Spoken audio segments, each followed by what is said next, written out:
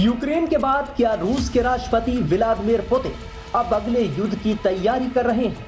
दरअसल media reports के मुताबिक रूस ने 27 मई से बाल्टिक सागर में एक बड़ा सैन्य अभ्यास शुरू किया है। इस एक्सरसाइज में 20 से ज्यादा युद्धपोत, नौकाएं और सपोर्ट वेसल्स शामिल हैं। करीब 3000 सैनिक, 25 विमान और हेलीकॉप्टर इस अभ्यास का हिस्सा है। इस बार रूस की नौसेना खास तौर पर बिना पायलट वाले ड्रोन और बोट से निपटने की रणनीति पर काम कर रही है। इस सब के बीच अमेरिकी खुफिया एजेंसी ने चेतावनी दी है कि रूस जल्द ही सुवाल्की कॉरिडोर को अपना अगला टारगेट बना सकता है। एजेंसी के मुताबिक अगर यूक्रेन में रूस को कोई बड़ी हार मिलती है तो वो ध्यान भटकाने या रणनीतिक बढ़त पाने के लिए इस कॉरिडोर पर हमला कर सकता है। सुवाल्की कॉरिडोर एक पतली सी जमीन की पट्टी है जो पोलैंड और लिथुआनिया के बीच स्थित ये पट्टी रूस के कैलिनिनग्राद क्षेत्र और बेलारूस को आपस में जोड़ने का सबसे छोटी जमीनी रास्ता है। ये निसंदेह रशिया यूक्रेन युद्ध के संदर्भ में एक सकारात्मक घटनाक्रम है, सकारात्मक इस कदम है और इसी तरीके की अगर सद्बुद्धि, इसी तरीके का जो विजडम है, यदि दोनों पक्षों में प्रिवेल करता है तो जाहिर है कि इस युद्ध को इससे शांत कराने में, एक सीज फायर को और एक शांति प्रक्रिया को सफल बनाने में इससे निसंदेह मदद मिलेगी। और जो ऐसी रिपोर्ट्स हैं कि 307 युद्ध बंदियों को रशिया यूक्रेन ने स्वैप किया है, अदला बदली की है। और लेकिन साथ ही साथ ये भी दिखाई देता है कि रशिया ने और यूक्रेन ने एक दूसरे के ऊपर हाल के समय में बड़े हमले किए और रशिया ने अभी हाल के समय में अभी तक का इस रशिया यूक्रेन के युद्ध का फरवरी 2022 के बाद से सबसे बड़ा ड्रोन हमला भी किया, सबसे बड़ा एरियल हमला भी किया और यूक्रेन ने भी रशिया की फोर्सेस को बड़े हमले के माध्यम से निशाना बनाया। तो ये युद्ध अभी भी जारी है और इस युद्ध को समाप्त होना चाहिए। अगर ये युद्ध समाप्त होता है तो ये न सिर्फ इन दोनों राष्ट्रों के लिए बल्कि पूरे विश्व के लिए एक अच्छी खबर होगी। लेकिन वर्तमान समय में इस युद्ध के संबंध में जो निगोशिएशंस हैं वो अवश्य चल रहे हैं, लेकिन इसकी जो प्रक्रिया है जटिल दिखाई देती है। और रशिया यूक्रेन जिस तरीके से एक दूसरे के ऊपर अभी भी बड़े हमले कर रहे हैं और बड़े पैमाने पर एक दूसरे को क्षति पहुंचाना चाह रहे हैं, ऐसे में जाहिर है कि इस पूरी प्रक्रिया की जटिलता इससे साबित होती है। यूनाइटेड स्टेट्स ऑफ अमेरिका के राष्ट्रपति डोनाल्ड ट्रंप ने इसके ऊपर अपनी हैरानी भी व्यक्त की कि इतने बड़े हमले रशिया यूक्रेन के ऊपर कैसे कर रहा है। लेकिन जाहिर है कि दोनों देशों के बीच में अगर सद्बुद्धि से अगर ये राष्ट्र काम लेते हैं, विजडम प्रिवेल करती है तो ये दोनों देशों के लिए अच्छा होगा और युद्ध के को शांत कराने में इससे मदद मिलेगी। और प्रिजनर स्वैप की जो डील है ये इसी दिशा में सकारात्मक कदम दिखाई देती है। इस कॉरिडोर की रणनीतिक अहमियत इसलिए है क्योंकि ये बाल्टिक देशों एस्टोनिया, लातविया और लिथुआनिया को बाकी यूरोप और नाटो देशों से जोड़ने वाला एकमात्र भूमि मार्ग है।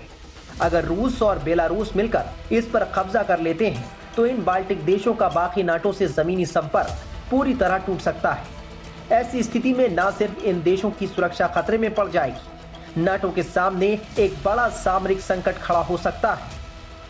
इससे पहले हाल ही में अमेरिकी राष्ट्रपति डोनाल्ड ट्रंप ने वेस्ट पॉइंट के दीक्षांत समारोह में अपने भाषण के दौरान रूस और पूर्व राष्ट्रपति बराक ओबामा के संबंधों को लेकर बड़ा दावा किया था।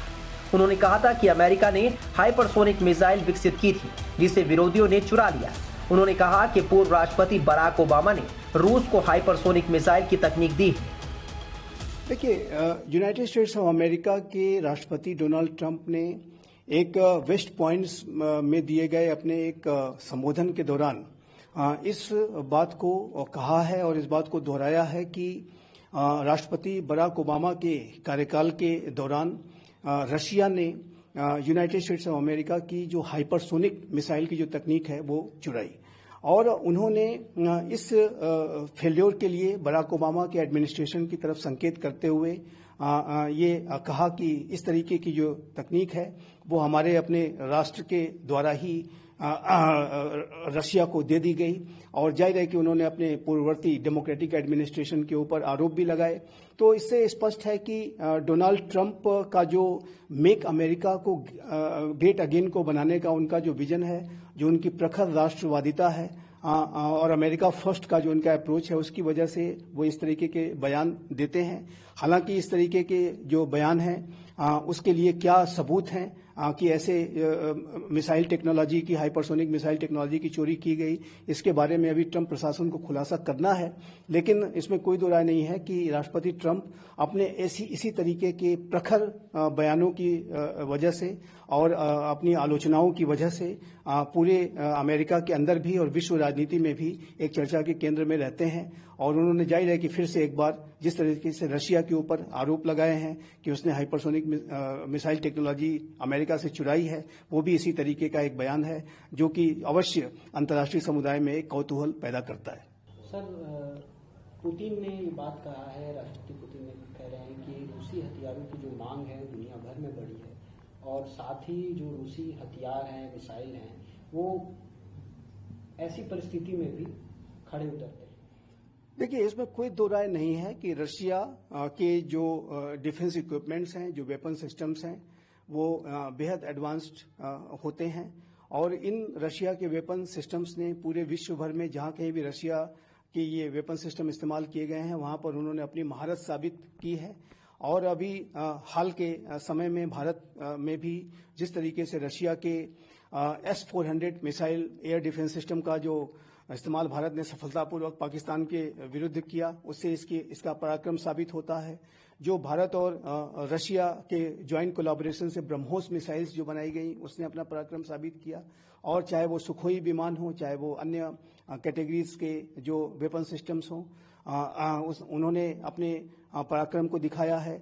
एडमिरल गोर्स्को, जो कि भारत के द्वारा INS विक्रमादित्य नामक एयरक्राफ्ट कैरियर के तौर पर इस्तेमाल किया जाता है, वो रशिया का बहुत ही पोटेंट एयरक्राफ्ट कैरियर रहा और जाहिर है कि भारत को बड़ा लाभ रशिया से मिला है। उसी तरीके से विश्व के अनेक राष्ट्र रशिया के वेपन सिस्टम में अपनी अभिरुचि दिखाते हैं और एक ऐसे समय में कि जब रशिया के ऊपर वेस्टर्न कंट्रीज ने बड़े सैंक्शंस लगाए हैं, ऐसे में रशिया अपने हथियारों के निर्यात के लिए बाजारों की तलाश कर रहा है और इन बाजारों की तलाश करने की प्रक्रिया में रशिया के राष्ट्रपति व्लादिमीर पुतिन अपने वेपन्स की जो महारत है, उसकी जो कैपेबिलिटीज हैं, उसको अधिक से अधिक प्रोजेक्ट करने की कोशिश करते हैं। और इसी प्रक्रिया में उन्होंने ये बयान दिया है कि रशिया के जो वेपन सिस्टम्स हैं वो बेहद कारगर हैं और उन्होंने इस बात का दावा भी किया है कि इसकी जो मांग है वो लगातार बढ़ रही है।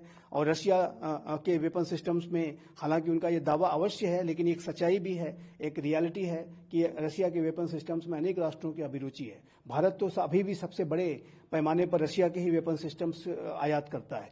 तो ये राष्ट्रपति व्लादिमीर पुतिन का ये जो बयान है वो रशिया की जो डिफेंस कैपेबिलिटीज हैं, डिफेंस मैन्युफैक्चरिंग कैपेबिलिटीज, जो डिफेंस इंडस्ट्रियल जो बेस है, उसकी ताकत को ही दर्शाता है। बता दें कि रूस और यूक्रेन के बीच युद्ध विराम को लेकर बीते कुछ वक्त से चर्चा तेज है। अमेरिकी राष्ट्रपति डोनाल्ड ट्रंप ने खासतौर से यूक्रेन में युद्ध रुकवाने के लिए कोशिश की है। उन्होंने इसके लिए व्लादिमीर पुतिन और नेताओं से लगातार बातचीत की है और सार्वजनिक मंचों से इस मुद्दे पर बयान दिए हैं।